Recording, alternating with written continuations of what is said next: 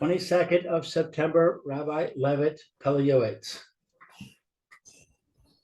Oh yeah, so we were looking yesterday about the this last paragraph on page 111, and Pele Yoetz was talking over there about getting up for Shachris, and he says even those individuals who do not get up and be able to be able to go to the shul and be able to daven in a minyan in the shul, they should be wise and understand that in any case they should go and pray in a synagogue.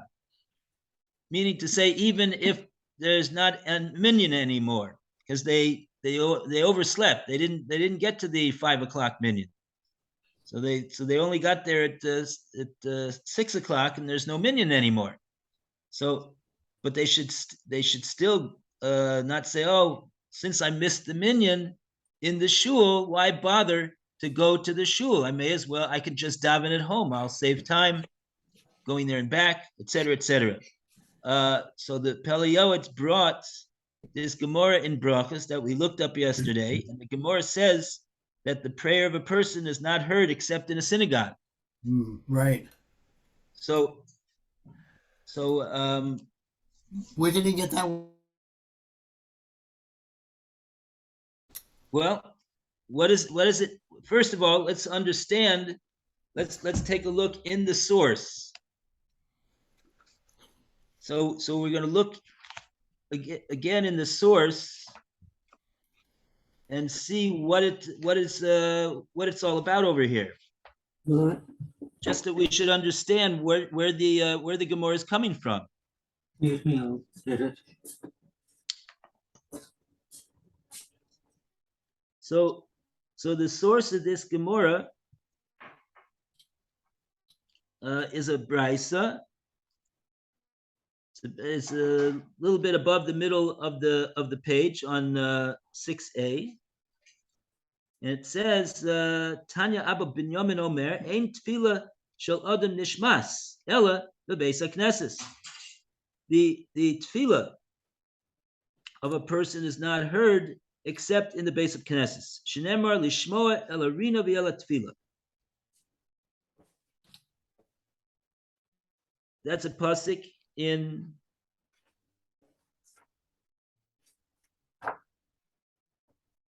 Malachim. Oh, you know what that is? I'll tell you what that is. When Shlomo Melech was successful to be the person to build the Beis HaMikdash, and there was a tremendous Chanukas inauguration celebration for the building of the Beis HaMikdash, and Shlomo Melech, the Psukim and Malachim record Shlomo Melech's. He did a whole.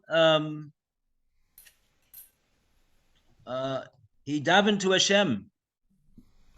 And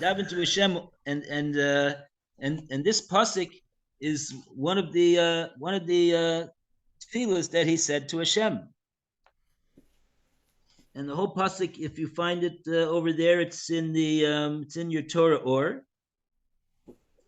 Lishmoa el arina ve'el tefillah. That's just one part of the pasuk. It's a whole. It's like I don't know, 10, 15 psukim. So it says over here.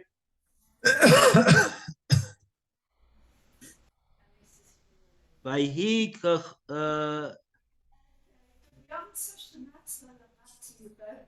And we'll be on the third. Okay. I just saw a dead mouse, so I'm just a bit shaky.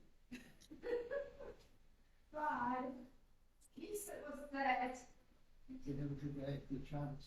Shmoa el arina v'el tefillah. To listen to the rina and to the tefillah. Asher abdecha mispala lefanecha, that your servant davens before you today. Now, this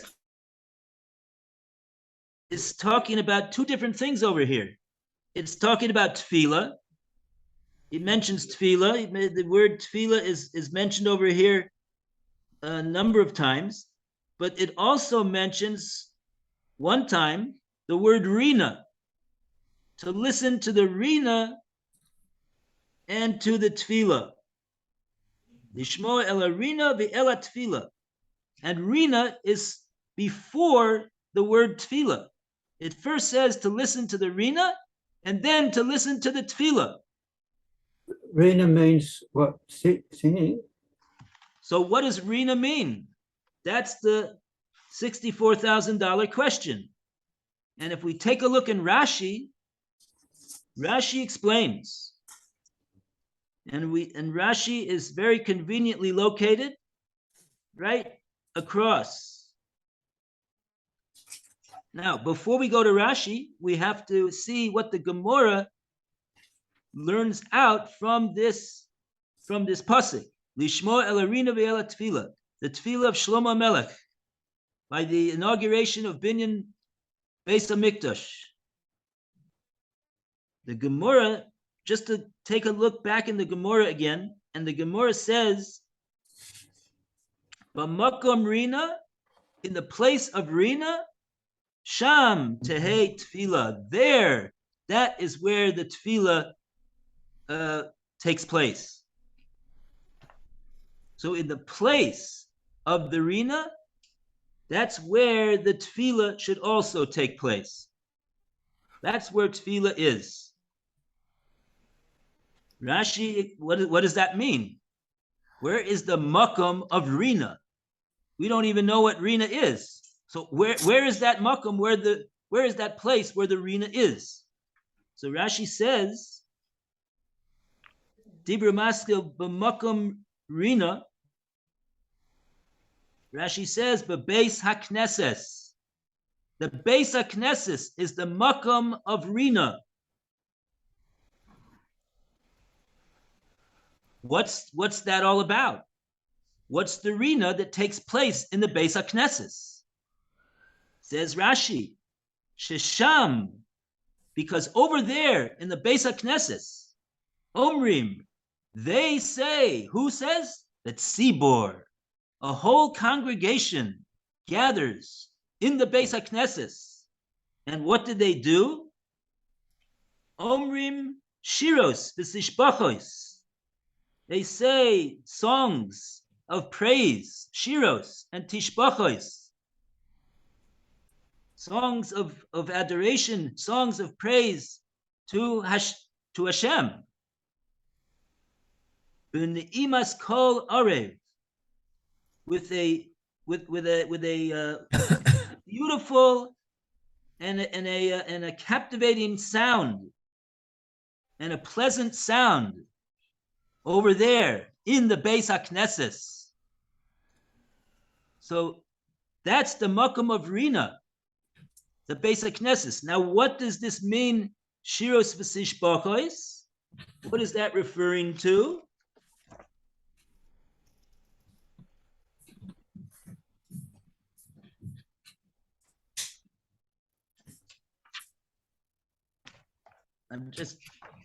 I think the Mishnah Berurah told us, or maybe perhaps, one second, I have a note on this section. What is the shiros and the sishpachos? How do we understand what that is that Rashi told us?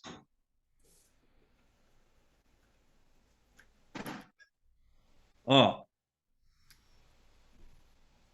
yes, there is a marsha over here. I have a note for the marsha.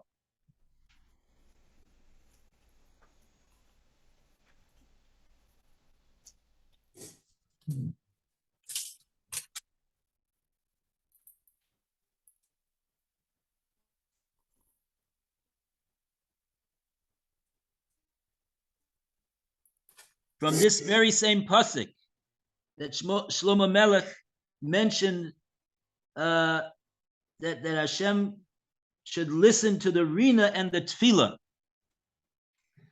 That the Gemara over there on Lamed Aleph I'm jumping around a little bit. We're not looking over there right now, but I'm just explaining what the Maharsha says. He says that we see from that Gemara over there, because the Gemara says, Sheyaktim Adam Loima Techila, Shir V'Shevach, V'rak Acha Mikein Yevakesh Esrocho.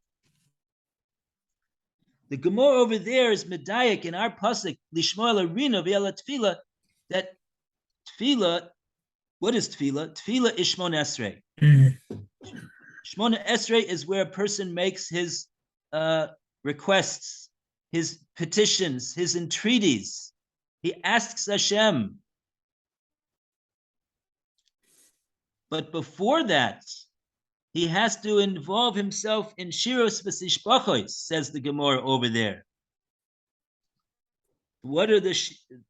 Sorry, but what does the Gemara say? You cut out. Okay, the Gemara, Gemara on Lamed Aleph 31a says that a person has to, before he davens Shmon Esrei, he has to first say Shir V'Shevach to Hashem.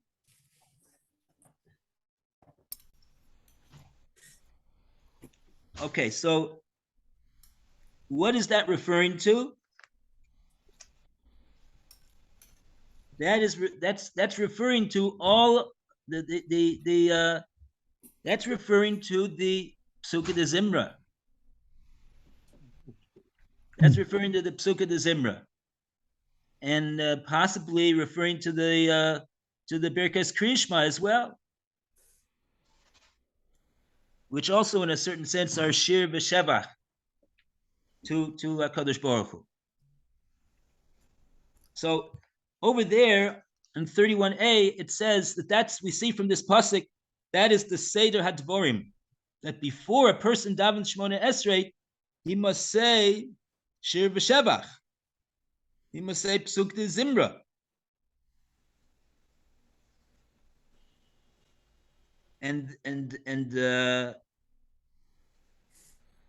And therefore says the Maharsha, Shema'ach be'ein la'adam levakesh srachov ad sheyiftach techila b'shir v'shevach.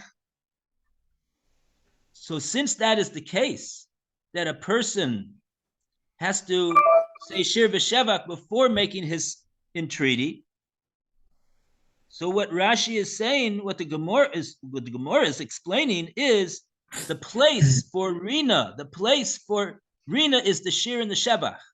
The Rina is the shir and the shevach, and the place for that is the Beis HaKnesses. That is the place where not just one person in his house says Psukkah de Zimra, but a whole congregation, explains Rashi, together are singing in a sweet voice, Shir V'Shevach, to HaKadosh Baruch Hu. That's called Rina. And that is the Beis HaKnesses. That's the makom of the Rina, where everyone gathers together and praises Hashem. So that is the praise that we need of a congregation in order to now stand up for Shmona Esrei. And in the absence of that, so the tefillah has not been preceded by Shir V'Shevach in a congregation.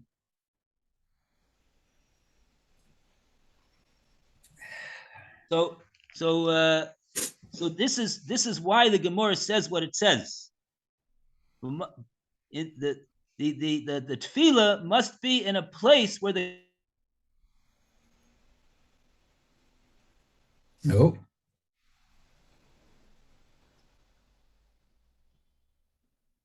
Rabbi, you're frozen.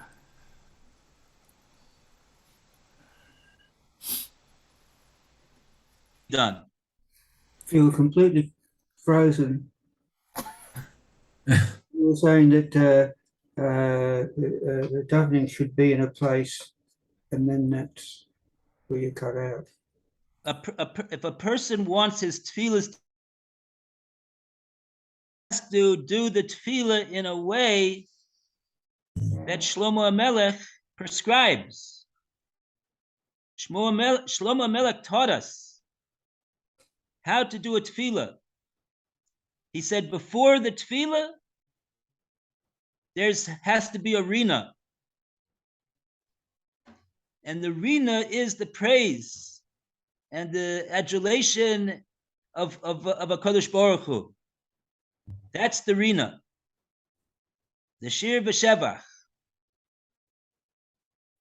And Rashi is explaining based upon the Gemara. The Gemara says Sham. That's where the tefillah should be. In that place, in the makam of the rina. The makam of the rina is the basic knesses. Why is the makam of rina the basic knesses? Can't you praise Hashem also in your house? Of course, yes, you can. You can praise him all you want. But it's not the place of a communal, congregational praise of Hashem. And that's what the Gemara is saying over here. For the tefillah to be answered, it's answered in the place where the rina is done as a congregation. So that's the explanation of why it is that this Gemara is saying that a tefillah in the Beis HaKnesses is answered.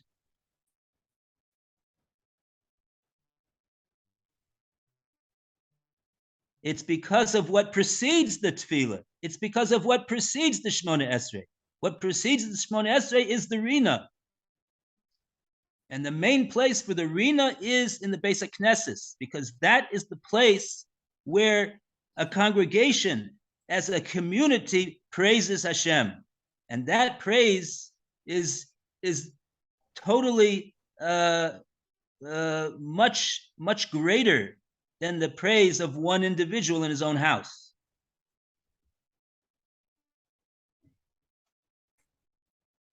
So now we have an understanding, I hope, of what the importance is of going to a Beis HaKnesses to daven. Because davening is not simply about Shemona Esrei. For the Shemona Esrei to be answered, it needs a rina before it. Lishmoa el rina ve'ela tefillah. That's what Shlomo Melech said.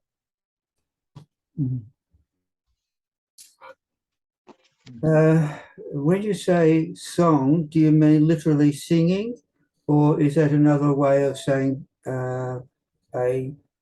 a tehillah of a kind of a tehillah? Yeah, right.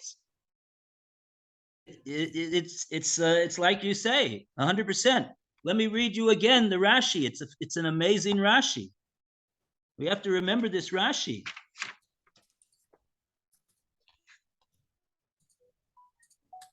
This is a big yesod over here, what we're saying over here. Whether we always go to the Beis HaKnesses, whether we don't go to the Beis HaKnesses, but we have to know this. This is the yesod. Rashi says over here, B'makam rina. That's what the language of the Gemara is. B'makam rina sham tehei tefillah. In the place where the rina is, that's where the tefillah should be. And Rashi says again, I'm going to read the words of Rashi again. Rashi says, B'makam rina.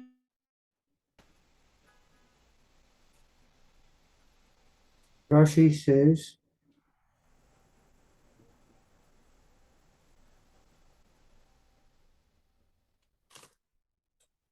oh no, we lost the rabbi again. He must call. sorry, Rabbi. So Rashi says, and then you froze again. Disappeared. B'makam rina, b'beis haknesses. That's the makam rina. Why is that the Makom Rina? Shesham Omrim Atzibor, Shiras V'Sishbachos, because over there is the only place where we have a whole tzibor, which is singing Shiras V'Sishbachos. And you mentioned, do you have to sing it? Look what Rashi says after that. He could have stopped right there. He could have just said, Shesham Omrim, they say, the tzibor, Shiras V'Sishbachos. Okay, so they say it. Everybody says it. That's called saying it. Says Rashi, no. You have to say it. And these are the words of Rashi. B'ne'imas kol orev, with a pleasant and a sweet voice. So what does that mean? Not only to say the words, but to say the words in a pleasant and a sweet voice. That's part of the Rina.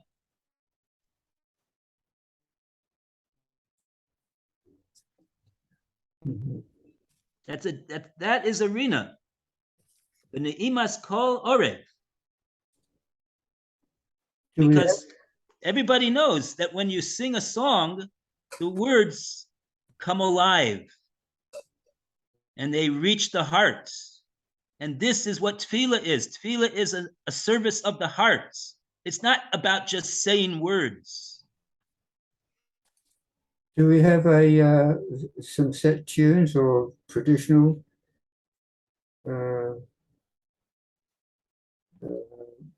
cadences to say it? So say it nicely. Okay, now you're going further into the matter. There are some communities, I think mostly amongst our Sephardic brethren, you'll find that the much larger the percentage of what they say in the basic Knesset is said together. They're all saying the same words together, and because they have a song, they're singing it with a certain melody, and they have a fixed melody for the words of the Psukkah de Zimra. But we don't. And B'nai Ashkenaz, I'm not aware of any places that they do that, but yeah. So it would to get an idea of what Rashi's talking about over here in the place of Rina. That's where the tefillah should be. It seems to me that in 2022 that you've got to go to a Sephardic shul where they do this, and then you'll get a more of a maybe a appreciation of the Rina as well as the tefillah.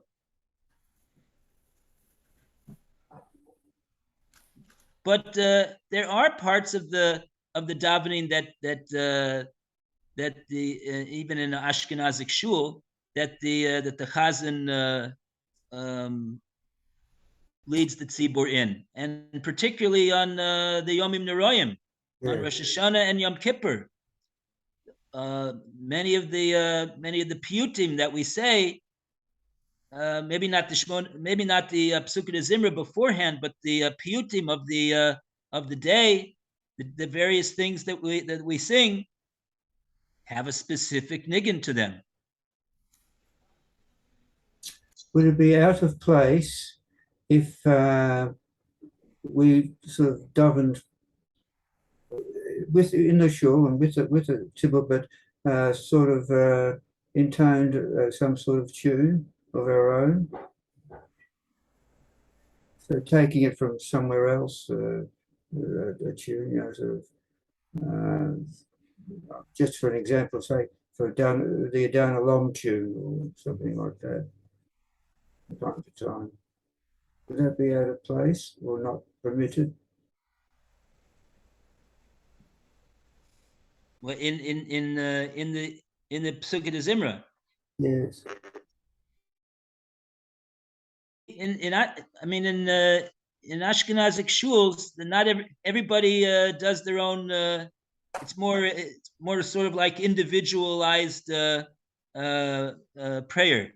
You know. Sometimes you'll have somebody will say, "Don't sing so loud. I can't. It bothers me." They can't, and it's true because not everybody is doing the same thing. If everybody was doing the same thing, so then like they do in the by the Edot Mizrach, so then everybody's together and nobody's bothering anybody else. But that's the difficulty in a place where people are doing their own thing. Sometimes when somebody does his own thing, he steps on the other one's toes next to him. So, but but okay. So you have to find the happy medium.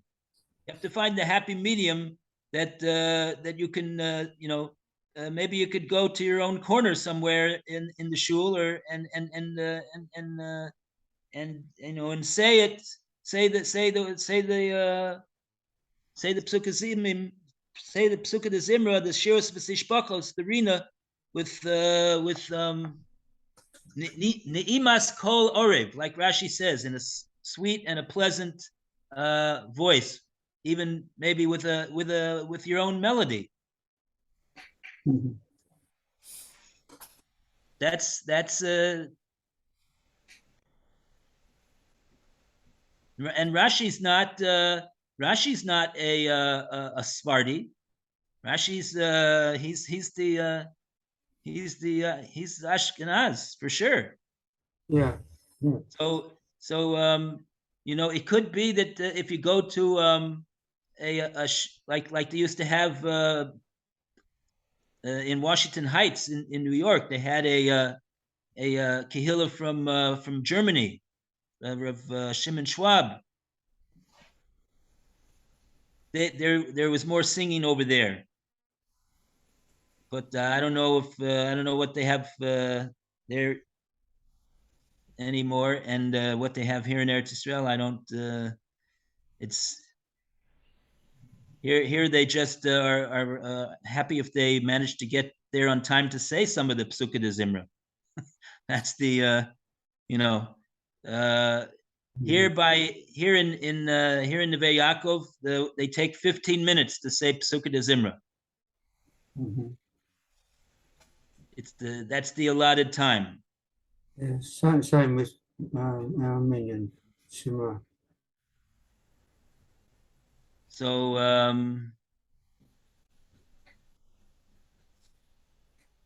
but this is that's the Gemara in Brachos that the Pele Yoetz is quoting. There's a Seder of Tefillah. It's not just about making requests. There's a rina that has to come before the Tefillah. Okay.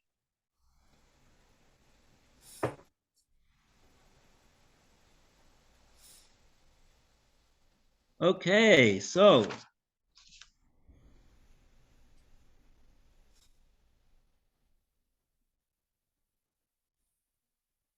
and just to point out that we saw yesterday as well. I don't want to take more time with this. I guess people want to go further, but just to recap that the Mishnah Berurah brings this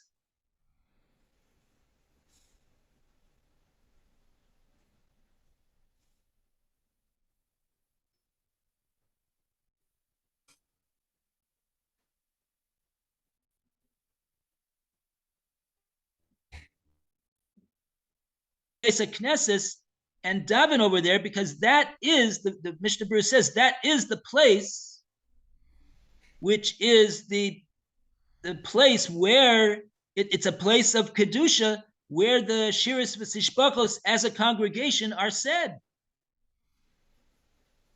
And that there's a kedusha in that place, which makes the tefillah more acceptable to Hashem than if one davens in his house, even without a minyan.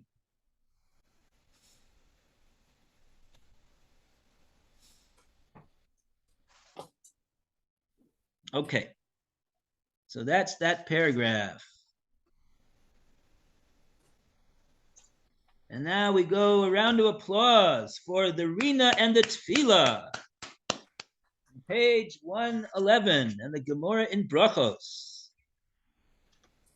And now we go to page 112 and the statement of our sages in the Gemara in Kedushin. And we go to Meir. Please. Okay, very good.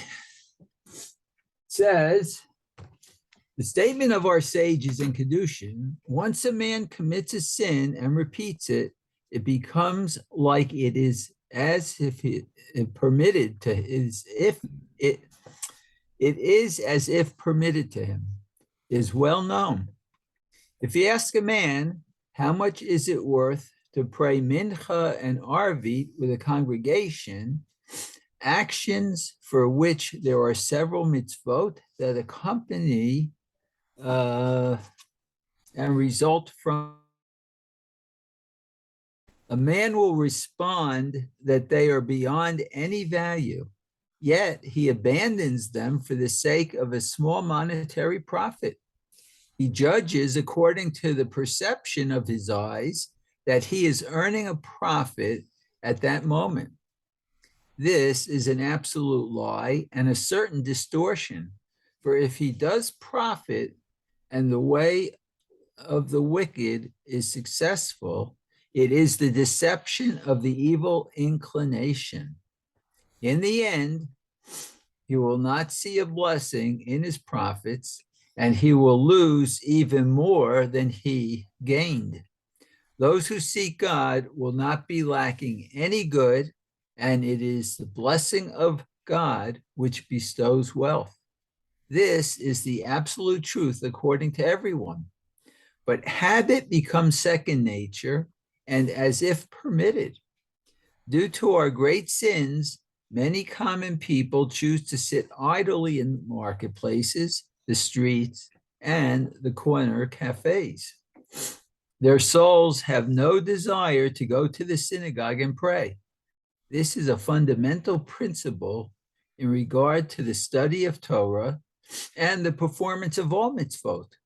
A person who accustoms himself to go in the way of the righteous men, his habit becomes his second nature.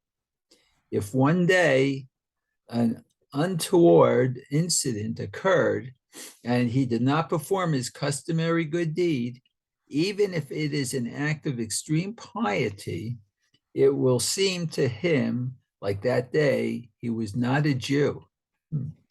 If he turns his heart away, eventually his omission becomes acceptable, and then he denigrates from bad to worse. Therefore, a man must galvanize himself with strength, and if his evil inclination overcame him and he acted in an inappropriate manner, then he must hasten to a refuge. He must not substitute or exchange bad for good. Even though such beginnings are difficult, afterwards it will be pleasant and delightful for him. He will be praiseworthy in this world, and it will be good for him in the world to come. Oh, we lost the rabbi. Oh, Wow. Huh.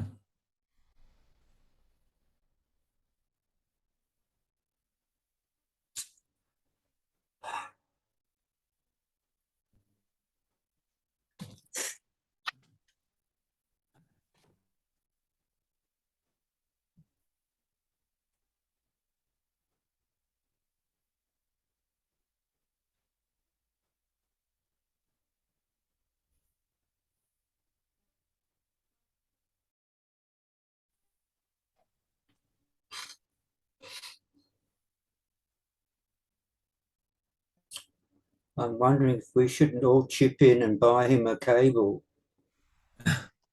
I'm serious. Well, we could if it would help. Oh, if he's coming back. There he is. Welcome Okay, back. you're muted, Rab. Okay, good. Okay. I have a. Oh, well, I don't know if I have a question. This is to do with. Oh, no, all right. All right.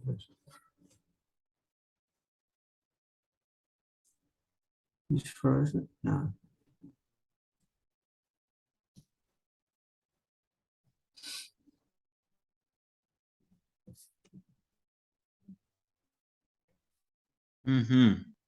So here what he's talking about is what he first mentioned in the beginning of this paragraph. Everything starts with this Gemara in Kedushin, that once a person commits a sin and he repeats it, that's the emphasis on in this Gemara. The emphasis on this Gemara is not that he does a sin, but that he repeats the sin. And since he repeated the sin, he did not immediately make a milchama with his Yetzer Hara and make guidelines and set up fences to prevent him from doing this avera, and to learn about what it means to do this avera, and how he's learn Rabbeinu Yonah and Shari Tshuva, and learn Musar about the severity of doing averas. So then, when he repeats it, it doesn't even seem like an avera anymore. It's just part of his routine. Rahmon al-Itzlan. And so that's what he's talking about over here. The people that don't daven, or if they do, they don't daven in the minyan. Mainly, he's talking about people that don't even daven, that they just have gotten used to not davening. Because for what reason? They've got various reasons. They feel that they can't make a parnasa if they're going to not be able to seek their make the proper efforts, and the proper effort means to always be involved in the place where he has to be. And davening is very inconvenient, because that means that you have to go to the Beis HaKnesses. You have to take up time to go there and to daven over there, and it cuts out the so people get used to it, and so he says this is a klal gadol in regard to also not only to davening, but also to the study of Torah, and also the performance of all mitzvahs, and staying away of from averas. That he has to accustom himself to always doing the go in the path of the tzaddikim, and then his habit will be then doing the good thing will be his nature.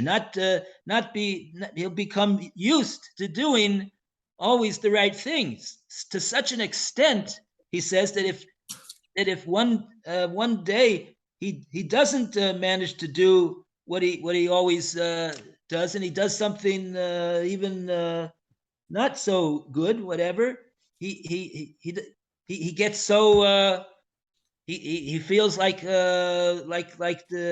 he says he feels like he's not a Jew. So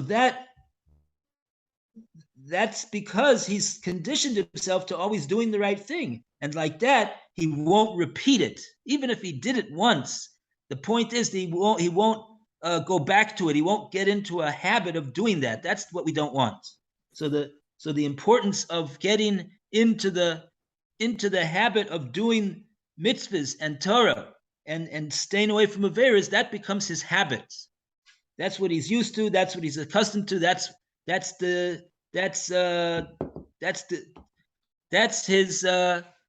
his normal thing, not to do the opposite of that. And that will go a long way, of course, in helping him to continue to do what the Torah and the mitzvahs and staying away from averas as well. The force of habits, a very, very important major principle in Yiddishkeit, not to get in the habit of doing the right thing, and to chas v'sholom not get into a habit of doing anything which is not the right thing. Okay, because a person is drawn according to his habit. That becomes the thing which is done. And so then yeah, okay. It is now 11:28. So I would have liked to be able to look up this Gemara in Kedushin 20a, but I see that we don't really have time for it right now. Okay. Oh, wow. Rabbi, Yeah.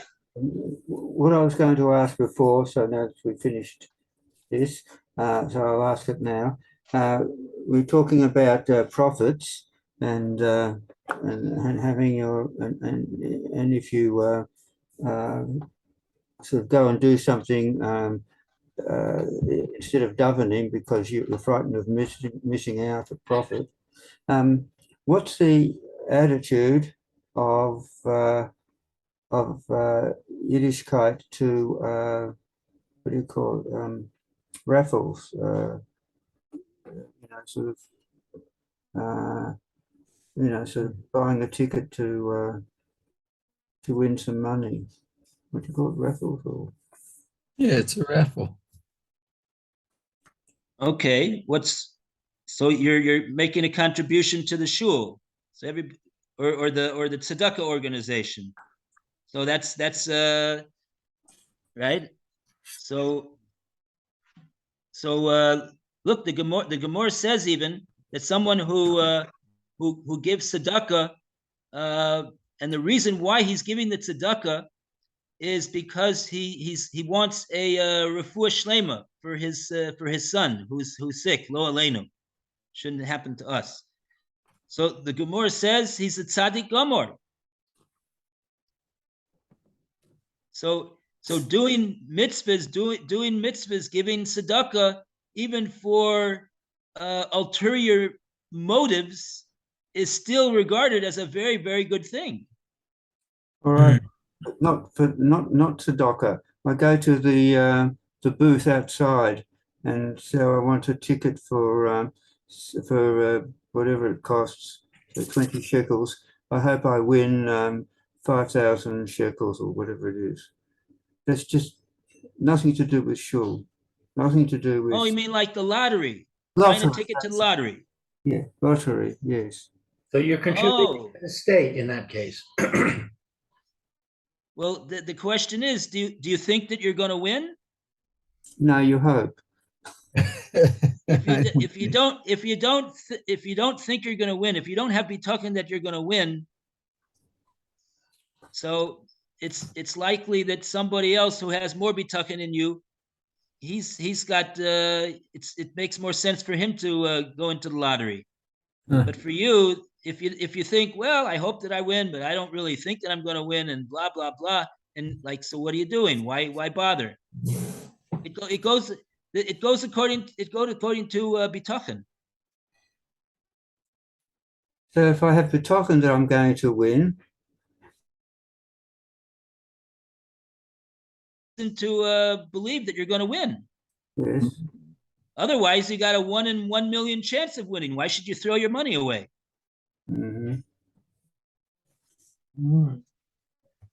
Lottery is a tax for people who are bad at math. I'm bad at that. Okay. Very bad. I haven't bought a lottery ticket for a few decades. Okay. So it's a theoretical question. I don't know. We're thinking of maybe we might do it for fun. Yeah. That's not a thing to do. I mean, if you give it to a charity organization who's doing a raffle or a Chinese auction or whatever it is, then you're getting at least a mitzvah for being in the raffle, right? So it's a win-win situation. Even if you don't win the raffle, at least you gave to the charitable organization. Why give your money to the in the lotto? What's the mitzvah in doing that? There isn't. There isn't. All right. It's not such a good investment of your money. No, Yeah, it's not. maybe I should go and rob a bank and be done with it.